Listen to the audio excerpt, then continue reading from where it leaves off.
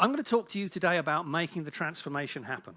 All the great technical stuff that you have talked about over the last few days, the great ideas that Liam has put across through Asset, I'm going to try and help you find a really simple, practical way to make that work, to make transformation happen.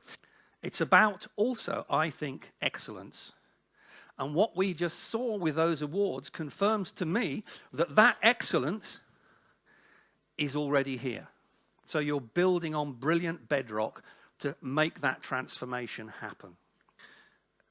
What I find really interesting talking to organizations around the world about this, and I suppose I've talked in the last year to investment bankers in New York, lawyers in London, HR directors in Chennai, the executive committee of the Red Cross in Myanmar, and even the top 50 leaders of the Chinese space program, is that actually everybody already knows the answer to how to transform and succeed.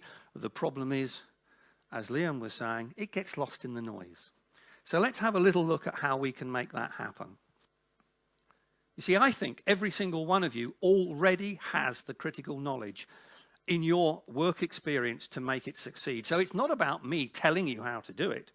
It's about you recognizing that you can do it and are doing it in many cases already. And that's the secret. After today, go out and make it happen. And that's because you have a best boss. Somebody who truly develops you, encourages you, nurtures you, inspires you, and helps you. Has everybody in this room, either now or at some point in their past, had a boss like that? Put your hands up. Exactly. We've all been there. And the secret is replicating that across your whole organization. It's about you who are leaders being able to unleash potential by inspiring everybody around you. It's about you as individuals, even if you're not leaders, having the potential to influence your colleagues, to inspire them to be more successful. It's about finding a way that you can simply and effectively deal with everything that's being thrown at you. I suppose to sort of summarize it, it's about creating a we, not me culture where people can unleash potential by doing what makes a difference because they care. Now here's an interesting quote for you. Pleasure in the job puts perfection in the work. What sort of forward-thinking person would be making a statement like that? Think of somebody who is a forward thinker, within the world of work and all the rest of it, who might make a statement like that. Let's see if you can guess who it was. Steve Jobs. Richard Branson. Yeah, there's one more that normally comes up. Okay, there you go. Now you see, it's my perspective, actually, that what we as human beings want from our lives, from our work, our bosses, etc., has not changed in 2,500 years. We still want to be able to go to work, do a good job, be inspired, contribute to society, however you describe it. And I don't think that's ever going to change. You can talk about the digital world, you can talk about millennials, whatever. That is a basic human psychological need, and it will always be there. Experience, not a transaction. The importance of emotion as well as logic. Talent and capability. We need the best people, because if we have the best people, we will beat the competition. It is that simple. Challenging customers. They are getting more demanding. They are getting more knowledgeable. The omni-channel issue. Bricks and mortar, online, you name it, it's happening. Digital and data, how do we deal with that? And of course, building our brand so people remember us rather than forget us. And those are the challenges that you've had. So is everybody in this room going to take one of these ideas that you've seen this afternoon and use it to make a difference when you get back to your organizations? Yes? Great. Thank you very much. Good luck.